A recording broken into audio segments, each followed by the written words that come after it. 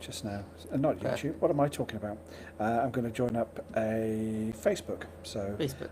I'll be right back with you in just one moment. It'll take no time at all, really. Whilst Chris is sorting that out, yeah. I will talk a little bit about what we are going to be discussing tonight. For those who are in the UK, you will hopefully Hey, look at that. have That's seen working. on the news. But we are going to be talking about the reforms in the education system tonight. Primarily talking about the special educational needs section of the reform and how it's going to affect both students and also schools, teaching assistants and teachers. And we will hopefully be able to link some of the articles that we are referencing during this. Well, when we say some of the articles we're referencing, what we're going to be doing is referencing one of the links that we're referencing. And behold, this is the one we will, and it's called Twinkle. And if you click on the little linky thing underneath, then it will take you to their website.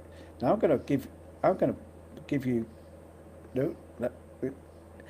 you 20 seconds to do that, because that seems to be a reasonable amount of time for anybody to be doing that. So I'm just going to show that again. You can press that link, but do stay with us, because we are incredibly professional and we really do know what we're doing, although we do seem to have lost Instagram tonight. But that's just par for the course, primarily because I'm a fucking idiot. So technology is great when it works, and when it doesn't work, it's absolutely shocking. So we started the whole idea of this talking about special educational needs and disabilities in schools. We started talking about this weeks ago. We thought that this would be a good thing to talk about. Little did we know that we were seeing into the future, and that a white paper was going to be released by Bridget Phillipson yesterday. So there's different stuff to talk about than we'd originally anticipated. So, Sim. Yes. What the fuck are you fucking about? Yeah, I sent you a text yesterday, and I'll just read it out. You couldn't write this. Our live stream tonight is already written for us. It has, which is very kind, I think. But a white paper is quite a long thing to read over an hour. And I don't know about you, but that would bore me shitless. It would bore me shitless as well. But I think we planned to talk about this SEND, which is Special Educational Needs Department, and the kind of give a bit of a background into the EHCP, the Educational Health Care Plan, and compare it with the old way, which was known as the statement. However, things have slightly changed. Well, we're talking, instead of the changes, we're talking more of the evolution as things develop from policy to policy, as each government likes to make. So I think, to add some context, I think maybe it'd be useful if to put a bit of flesh on these bones. What was it like for you going through this system, or a system of sendiness? So I had the privilege, I suppose, of going through the old system, the statement, and during the last couple of years of my educational life, going through the EHCP, the Educational Healthcare Plan. Okay, I'm going to dive in there already. He's sitting there with his finger on the button. So you've already jumped onto the EHCP, which I've immediately forgotten what the fuck that stands for. But what did the statement mean? When you say the statement, what was that? Okay, so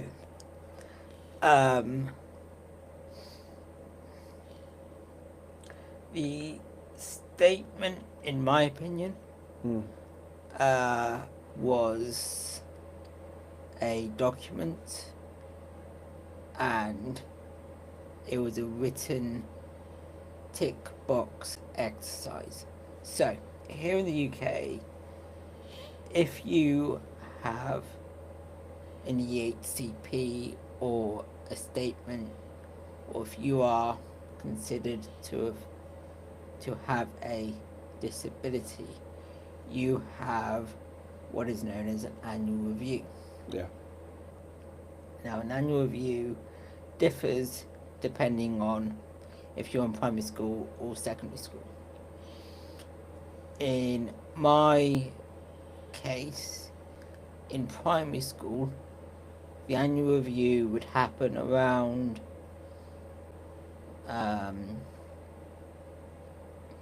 May, June time, and in that meeting would be my head teacher, Mr. Pope. It would have my Senko, who What's a Senko? is in charge of the teaching assistants. So what does Senko stand for? Oh, now you're testing my. Okay, knowledge. right. We'll jump on. So these are they're a coordinator, yes, aren't they? they Special coordinate, educational needs coordinator. Yeah. So they will.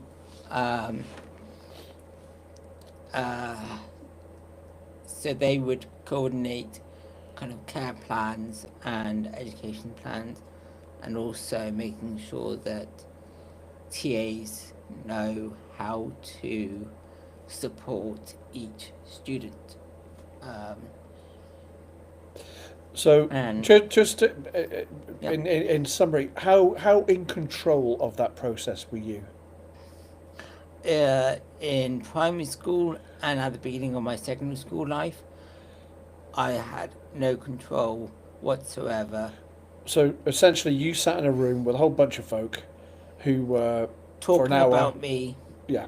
talking about me, making decisions about my future education.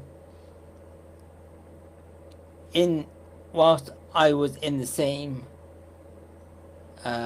office, but the only words I would say is hello, I'm good, goodbye. Catchy, right? That sounds like co-creation in practice. That sounds fantastic. You must have felt incredibly involved. I have some, I was about to say fond memories of those times. I've only got one fond memory of one of those meetings. But most of the time I would end up leaving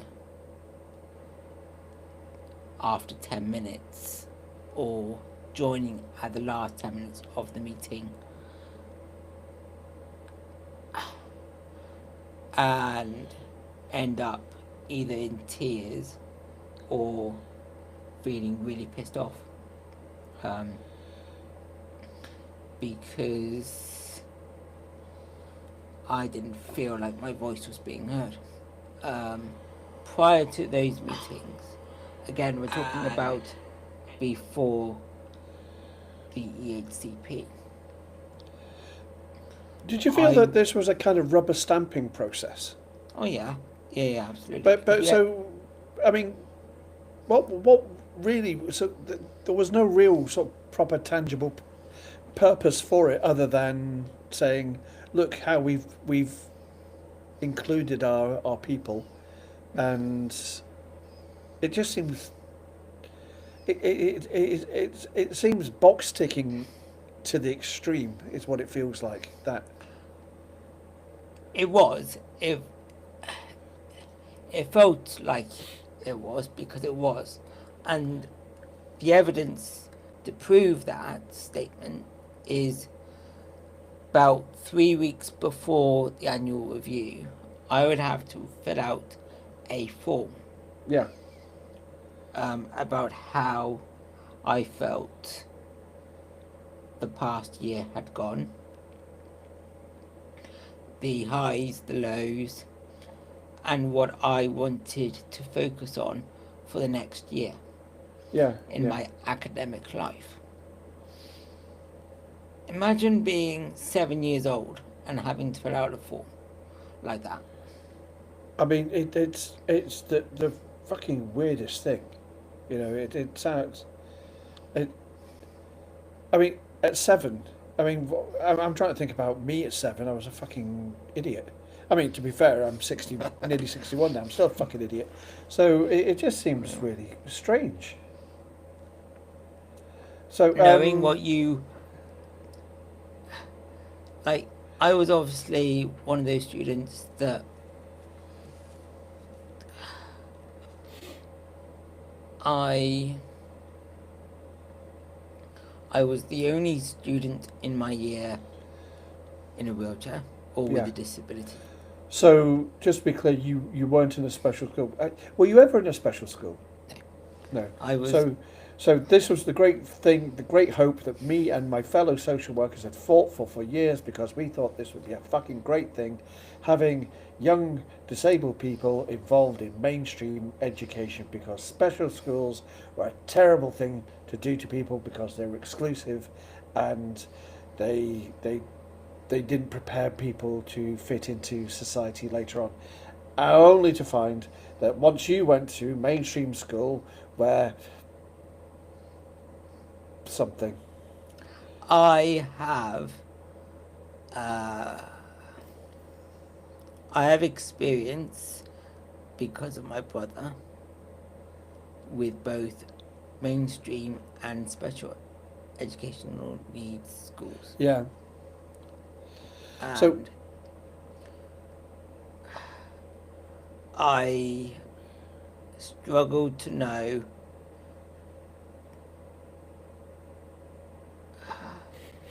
I am not, by the before I say what I was about to say, I believe there is a place and purpose for special educational needs schools. Okay, so schools that are I am apart not. from mainstream schools. I am not against the schools. Okay. It just would not have fitted me. So you think I in a perfect world there'd be a space for both? Yes, I think Okay. for my brother, the special needs school that he went to was perfect for him. Okay. I don't believe it would have helped me, and I think it would have excluded me more from society. Okay. But again, I must stress I have nothing against special educational needs schools. What were the drawbacks of mainstream education for you? Like I said, in primary school, I went to the same primary school that two of my brothers and my sister went to. And I went to, in secondary school, I went to the same secondary school that my two oldest brothers went to. Okay. For me, the drawbacks were there are a lack of mainstream schools with good, adequate accessibility. So, how many floors was this school on, and how many of the floors did you have access to? I had access to every floor in my school. Cool.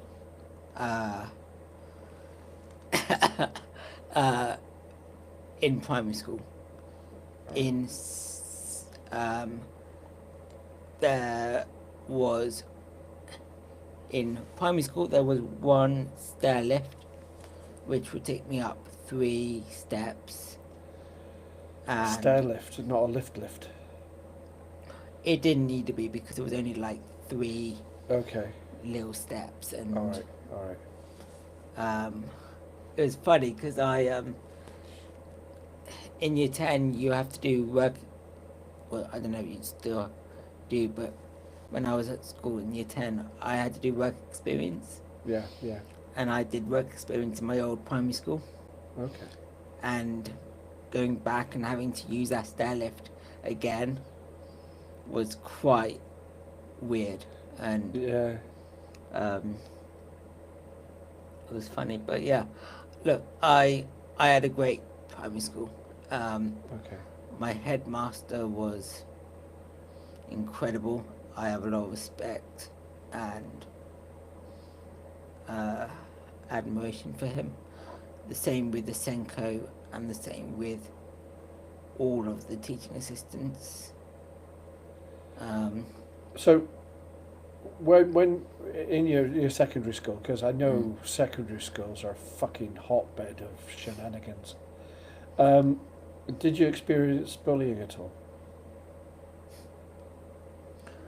Yeah. Yeah. Schools pride themselves on being strict, and they usually say that there is no bullying in their schools. The zero tolerance is the catchy catchphrase. That's complete and utter bullshit. Yeah. They've got zero tolerance to letting people know that they have bullying at their Yeah. schools. Yeah. They may, when they say those sort of things, what they mean, in my opinion, is they condone all bullying, and they're against all bullying, which is right, but you can't then say it doesn't happen in our school, because it does. So, going back to your school, did you get all the did you have hot and cold running occupational therapists, physiotherapists, educational psychologists, all the professionals that you require for a good way of life? I've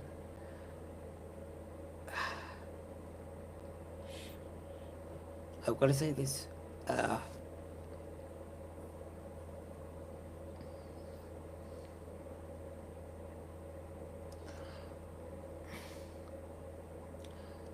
When you're a child, children's services run a lot smoother and a lot better than adult services. I had the same OT, occupational therapist, and the same physio my whole childhood. Okay. So continuity of care was fantastic then. I had the same social worker from when I was Right. baby until I was 18. Good Lord. Crikey. Did you keep them chained in an attic somewhere? Is that how that worked? Is that how that worked? Yeah. Since being 18, I have had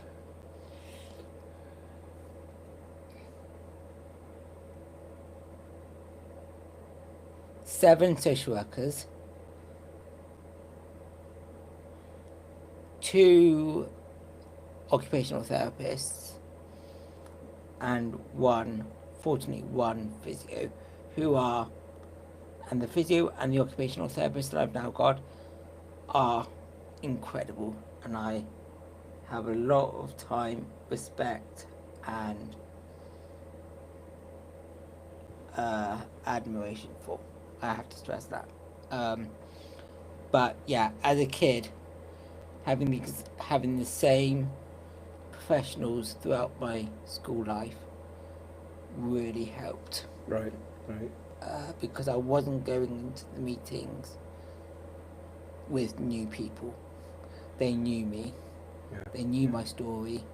They knew my disabilities. They knew how to support me. Did you feel that your experience was typical of your peers, of other young folk with special educational needs and disabilities? This is where things get complicated. I think I've mentioned this in every single live stream that we've done so far. It's all postcode lottery. And how was your postcode? It was fucking incredible. Ah, there we go. So, fuck the rest of the postcodes. yours was dandy. It was incredible. Okay. And again, when you're in children's services in my area, I had no issues. Mm-hmm. Now, if my parents were on this live, they might have a different answer because they were the ones having to fight for my educational needs. Did you get the feeling that they did a lot of battling? Have you had these conversations with them where they spent a lot of time fighting? Yeah, I think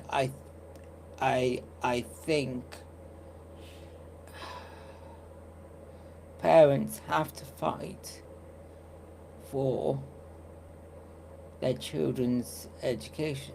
And if they believe that their child should go to a mainstream school, they will fight. Mm-hmm. And I'm glad that my parents had the support that they had to make sure I went to the same schools that my brothers went to. And did that help you? I mean, were your brothers still at school when you were at those schools? I'm the youngest of 5. Now Okay. My oldest brother is 47. Right. Okay. I was just wondering if they would be there to fight your battles and no. flush your head down the toilet and do the usual shitty things that older brothers do. No, but I did have some of the same teachers that they had, and that helped. Weirdly, that helped because. Did that help in that sort of way that they'd say like, you're not like Stephen? No, it was good because my second eldest brother, Ali, whilst I was in secondary school, he was working for the local CAMS department in Bristol, and every so often he would have to come to my secondary school to talk to a teacher about a student that he was supporting. Right. And that really helped because every so often on my lunch break I would bump into him and we would just chat and Nice. And that really helped me, especially during my GCSE years, because they were the most stressful times of them. And seeing him and him taking the piss out of me for whatever reason, like elder siblings do. Yeah, good. It really did help. And so, yeah, I don't see my siblings being there as a negative. I actually see it as a positive. So, do you feel that the school set you up for life? Did you feel prepared to take on the slings and arrows of outrageous fortune? Yes, I did. And then I went to college. Okay. So And was that a sixth form college? What was no, it was just a further education Bath college? Okay. and they were not as clued up Okay. to EHCPs than I was. Right. So And they didn't know how to support you. It was, no, and instead of the Senko or the special educational needs departments organising annual reviews, I was the person who had to organise the annual reviews. that So was try- obviously very, very empowering for you as a. Yeah, that must have been fucking weird. So I was doing a 2-year computer science course. So I was having to do all of my coursework and then organise a meeting with my parents, my social worker, my OT, my physio, the TAs at the college Senko, and all of them, and trying to email everybody and say, can we organise this? So technically, wasn't that somebody else's job? I mean, wasn't that one single person's job who should have been doing that? Yeah. And who was that? If we're going to point fingers.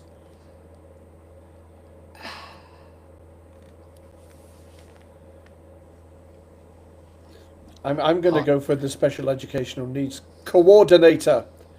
The name. the clues. I could point it to 2 different people. Yeah. One of them being that coordinator, and the other person who he wanted to be the coordinator. He thought he was a coordinator, but he really wasn't. Yeah. Sorry, who was that? It was a teaching assistant who Oh, right. Okay. thought he was the boss. Well, maybe he And was what- trying to take control when no other fucker was taking control. Maybe. Yeah, it was interesting. College was interesting. I had 2 years there. They went very slowly, and I didn't have any support at all in college. So I went from having my whole school life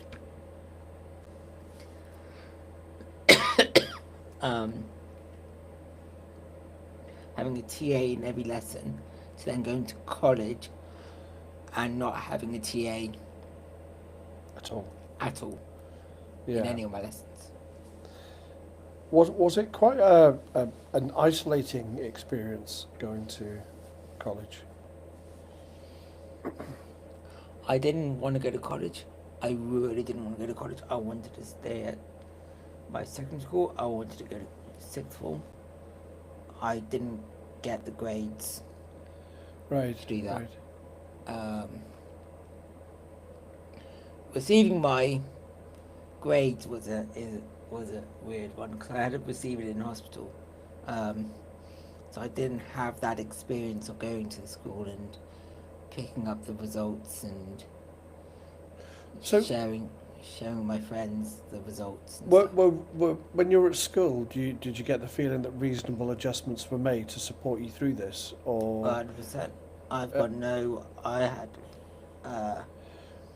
so you're just too busy drinking, smoking, and Most of my year was, yes. okay, yeah.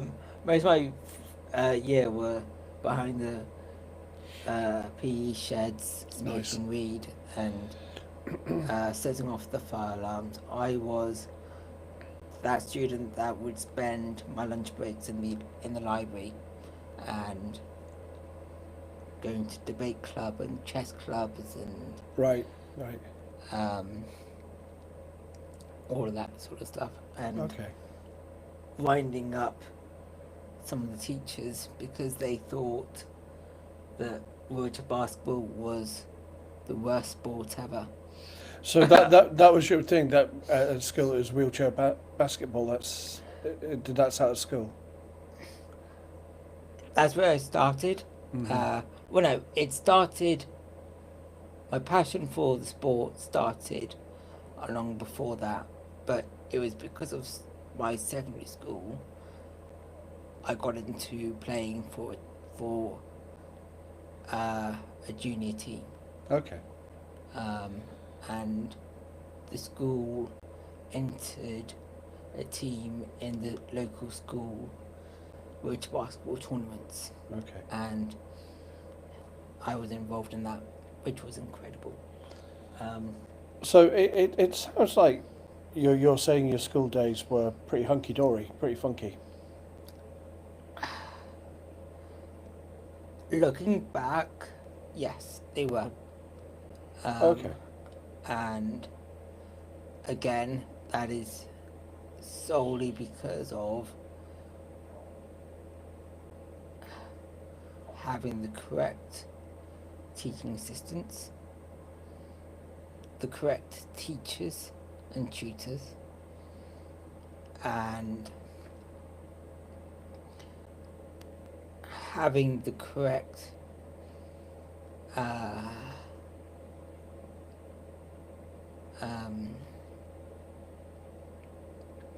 reasonable adjustments. Okay. So Um, you felt well supported. You had enough staff. You had enough people. So in the 10 years since you left school, you've spoken to other people who've gone to school in similar situations to you. Has that improved for people, or has that deteriorated, or has it roughly stayed the same, do you think?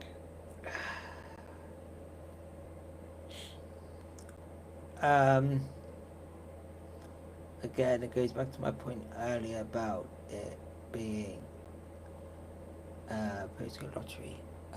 I have a friend who has the same disability as me, spina bifida and hydrocephalus. He's a few years older than me, and his school, he went to a mainstream school, but as soon as his teaching assistants left that school, Right. this school turned round to him and said, "We can't support you anymore. You have to go to a special educational needs school." What, just because a member of staff left that they didn't replace? Yes.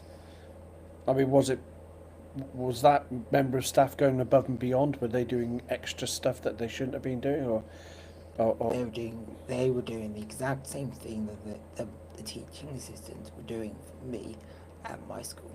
so what? On a very basic level, what weren't the school able to do for this person that would mean they could have stayed there? Well,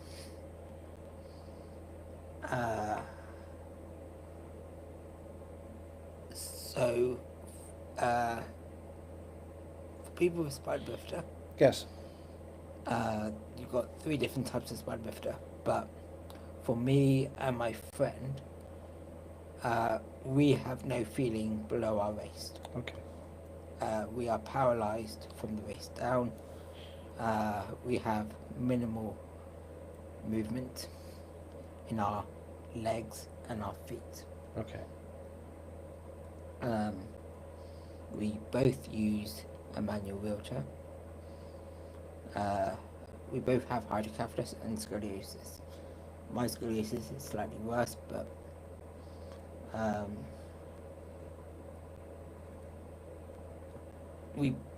because we are both paralysed from our chest or waist down, Yeah. we have no feeling. So we have no idea when we need to go to the toilet. So what we do is every 3 hours we go and catheterize. So we use a catheter. And there are different types of catheters you've got, and it's really kind of complicated, but the types of catheters that we both use, you use it once to catheterize, Yeah. and then once you've emptied your bladder, you take the catheter out, put it back into the packaging, and then you throw it away. Okay. And then you use another one. So the conversation that you and I had about this the other day was, my feeling was you were pretty much independent in using that catheter from when you were very young. Both me and my friend started self-catheterizing at the age of 6. So, if this was the thing that school was saying they weren't able to do, even though your friend was able to do it independently, and that was their reason for punting them to a special school. Well, that's clearly bollocks then, isn't it? Yes. So what's going on there, do you think?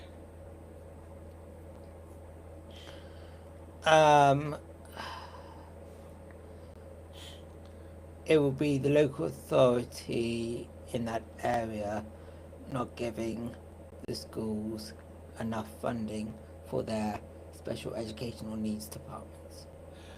But if you're saying your friend was independent in the thing that they said he wasn't independent, that they couldn't give him support in, then surely this is a more local thing. That this is a school thing, and the school, it's not the local education department. This is the school saying we can't do this, when in actual fact they could have. They could have, and they should have, and it was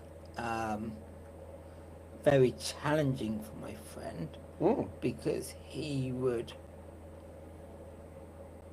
Because the ironic thing about the whole situation was he would go to this special needs school, but during his GCSE years, he would travel from the special educational needs school to the mainstream school so that he could have his GCSE education.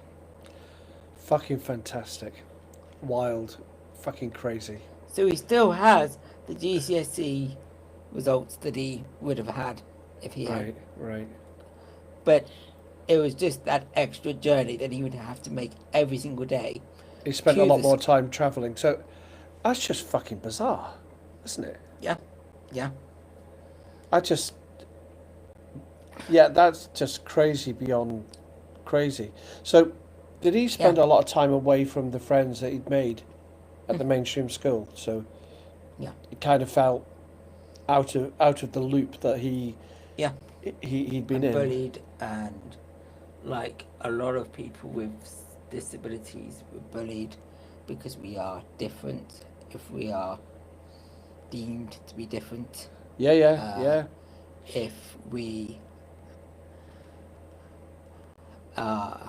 get special help, if we are taken out of class, we get bullied because why should we be allowed to go out of class? And it's funny because in secondary school, for me, PE was always a mix. I love sport, as you Yeah, know. yeah. But when they were doing football or rugby, obviously I couldn't join in, so I would have to have one-to-one kind of PE sessions, and we would do stuff like we were to tennis or we were to basketball or circuit training, and it was a lot of fun. And my TA, who did this, the PE sessions with me,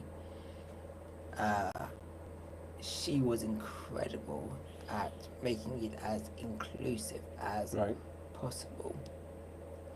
I remember I think it was every Thursday afternoon, we would all go, everybody in the special educational needs department would go and do hydro.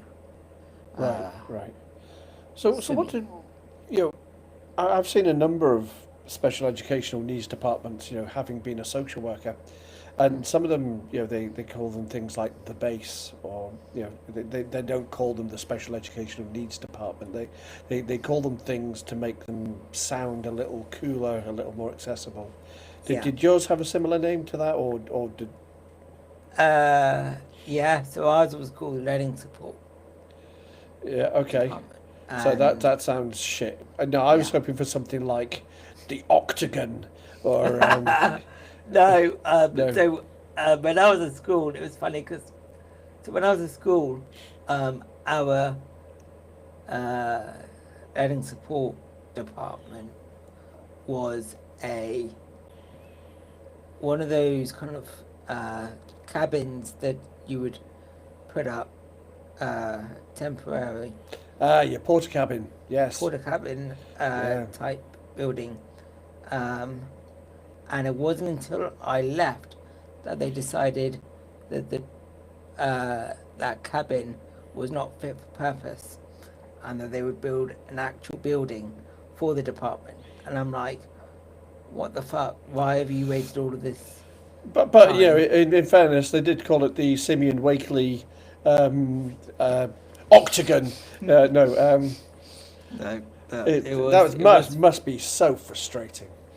it was, and it looked so much nicer and Yeah. more modern than when I was there. So right, okay. But you're saying, right, you talk about the postcode lottery, and that your friend was really shit on from a great height, but your experience was pretty good, and you feel that that you're now living independently as a result, maybe, or partly as a result of the person they helped make you into.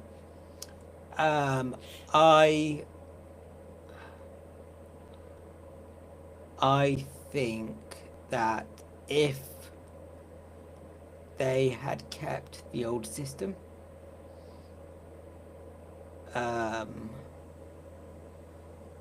yes, I would still be living independently, but I wouldn't have had the same outlook on life.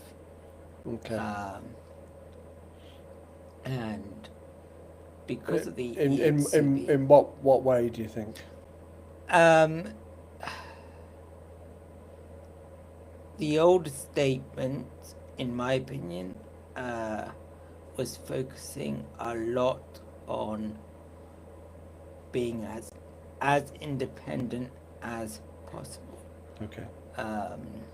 And there was a big focus on being independent, and I am all for independence, but there is always a limit, and I don't think anybody, no matter if you have a disability or not, should be fully independent. Okay. That's my view, my own personal view. So I think I think the old statement focused more on that, and it was very much a target-based system. And if I didn't meet those targets, I felt like shit. because I'm a very competitive. So were these your targets, or were they targets imposed on you, or was it a bit of both? Bit of both. Okay. All right. But imagine being 7, 8 years old and having to write your own targets for the year. It's nuts. Yeah, that's a bit of a reach, you know. Mm. While the rest of us are sort of twatting around, you know, you're asking to focus on things that, you know, we weren't focusing on. Mm. Can I sort of race you forward in time to the course. incredible coincidental publication of the white paper by Bridget Phillipson? Yes. What? Well, first of all, I'm going to put the link up again Yes. for you good people. So if you click on that, that'll take you to Twinkle, and they, according to Sim, and Sim has never lied to me before, they've done a good summary on what's going on with the new Yeah. proposed changes. So what's your understanding of it, and then I'll tell you how wrong you are, or no, you tell me how wrong I am. Yeah. Anyway, crack on. So if you go on the website, they have talked about the key takeaways, and they've split it into 8 sections. The future of the special educational needs department support, halving the disadvantage gap, strengthening science for every learner, protecting specialist deaf education. They talk about TAs and how it's going to affect teaching assistants, and they also do a breakdown on the £4 billion funding. So I know. to be clear, there's new money here. There's a new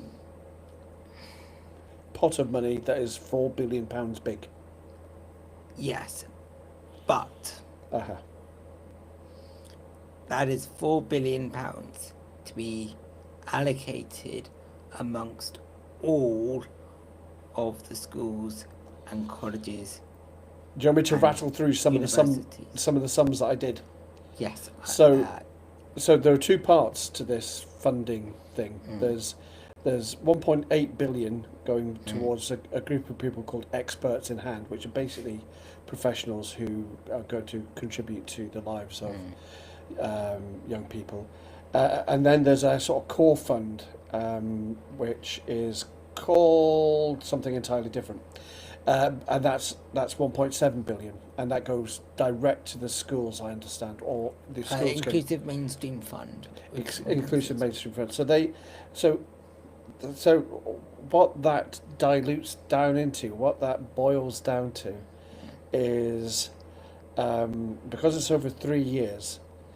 So for each school, that works out at £16,666 per school, on average.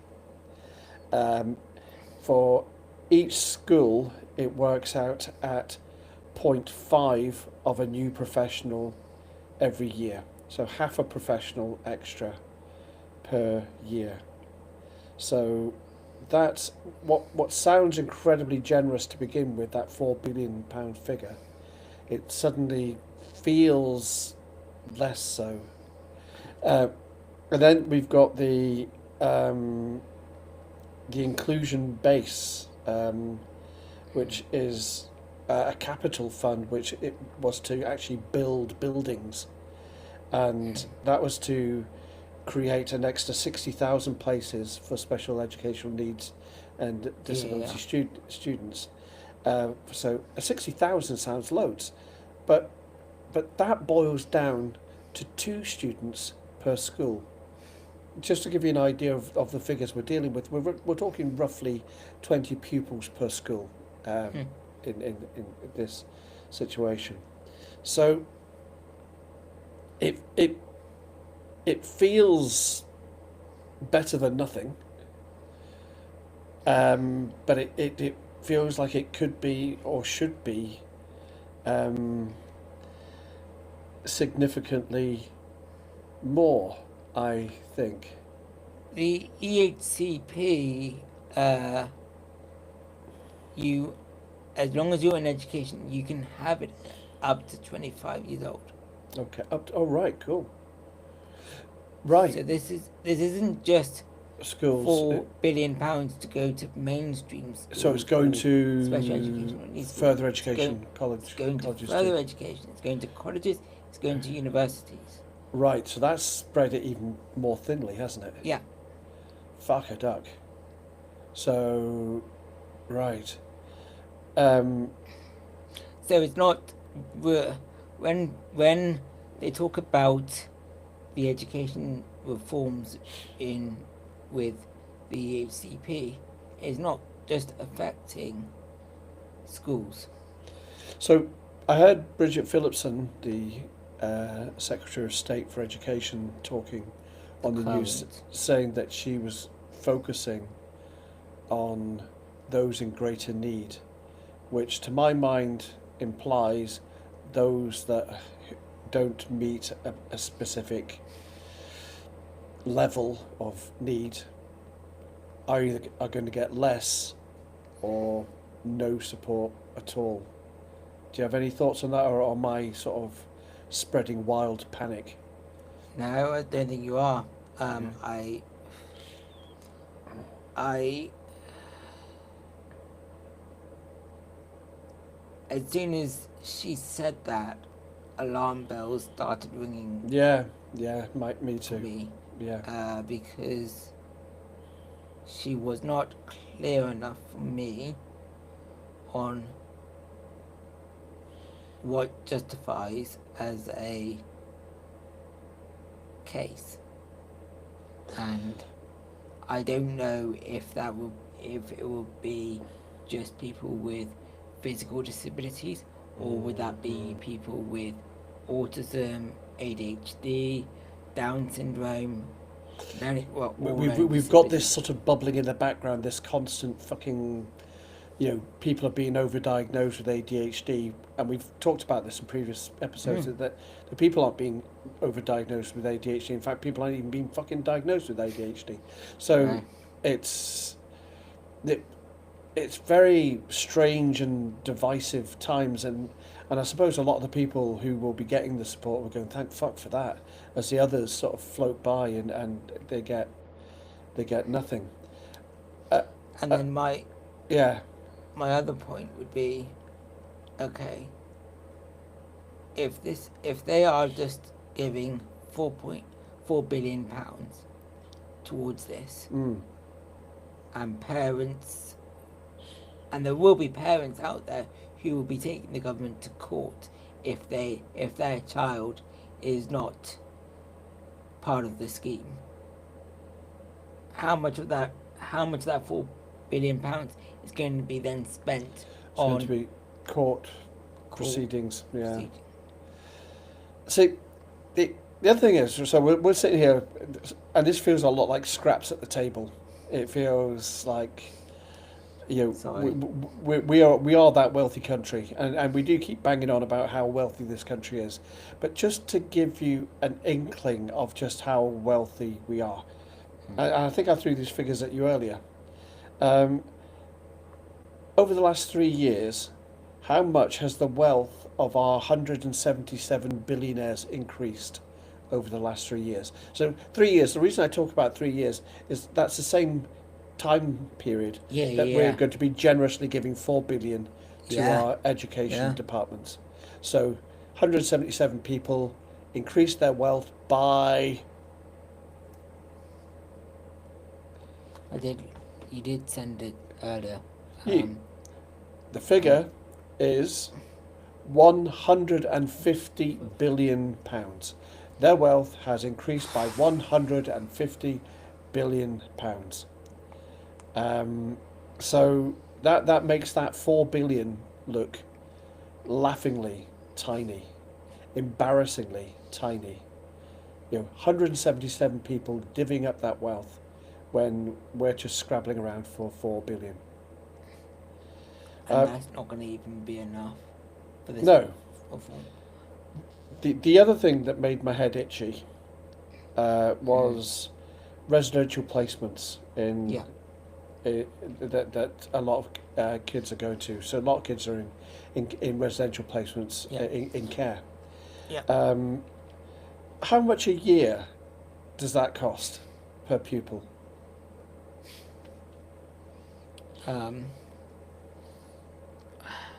I've got the article up, so I know. It's 320,000 a Yeah. year, isn't it? 320,000 a year. Now, Yeah. okay, you'd be thinking that's fucking great if the care and the support that they were getting was top notch. Now the problem is, unfortunately, 22.6% of that money goes purely on profit. Mm. And that 22.6% breaks down at £77,868 per pupil per year per placement. But so these private equity companies, and you can understand why a private equity company would invest Oh, in this, 100%, because 100%. it's free money. Yeah, yeah, Um, yeah. that's where a lot of the education department's money is just vanishing into. So, we've got this money just vanishing. You know, £77,000, 77, well, nearly £78,000 in profit. Per year. When we're thinking about pupils fighting over half of a new professional, or £16,000 extra per school, and this has been lauded as some kind of wonderfully generous thing. Yeah, yeah. So does my head in. So what can we do? What do we need to do about this? Because this has been delivered as some kind of wonderful thing in the context of, I don't know, austerity, I guess. And my answer to that is, when it works, when the EHCP Yeah. actually works for the students, like it did with me, it is perfect. Right. It is absolutely perfect. And my experience with the educational healthcare plan was perfect. It Right. was, I cannot fault the process. Okay.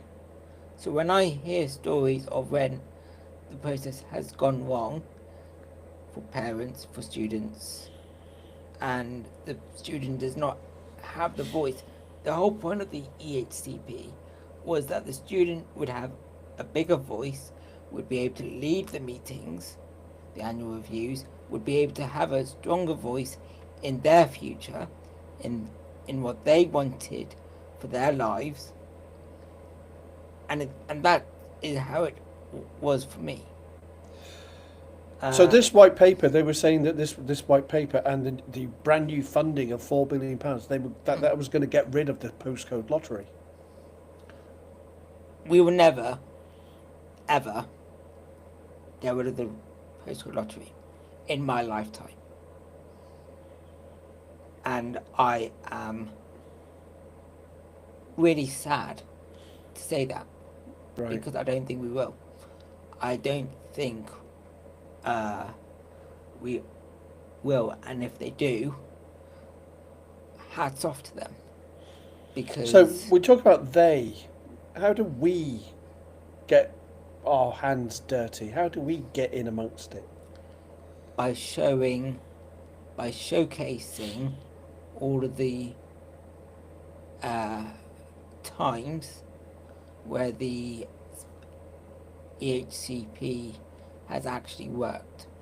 So by showing what good practice looks like and going to the places where the postcode lottery is Working. but going to the other places where it's deplorable and saying, look, this is what good practice looks like. Yeah. Do this. Yeah. It's that simple. It's local authorities actually talking to each other. and saying, look, this is how we have implemented in our area. We're not here to boast, but we're here to help. Where do people like you and me fit into this? I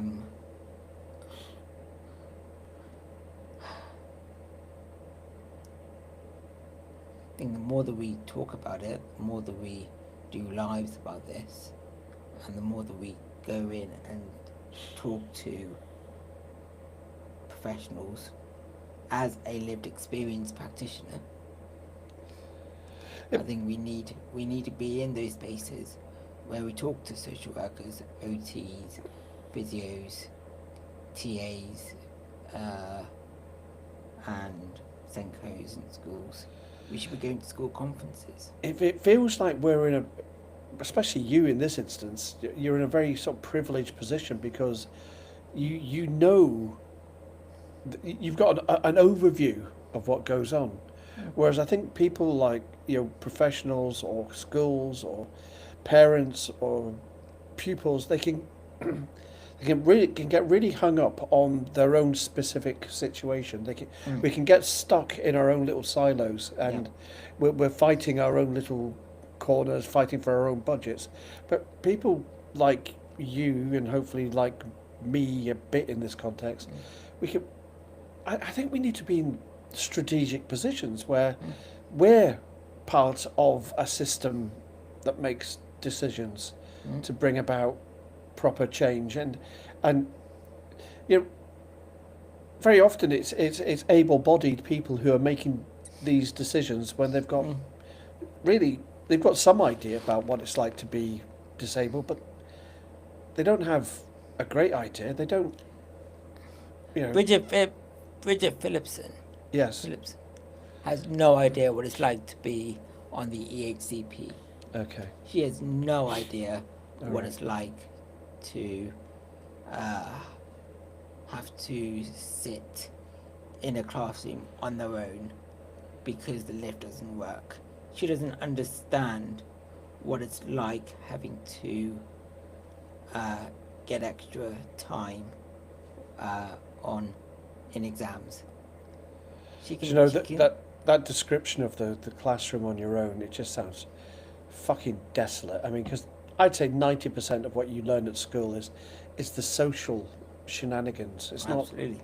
It's not the classroom stuff. If the lift's broken and your English class, like mine, is on the top floor of English department, the only option is you have to do your lesson in learning support departments. Yeah. Right. Thank